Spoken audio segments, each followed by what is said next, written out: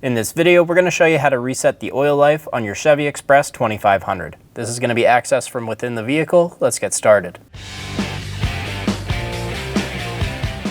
Turn your key to the on position.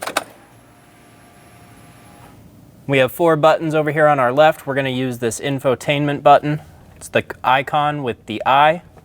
And we're going to press that until we get to our oil change or our oil life remaining. Now we're going to press and hold the check button.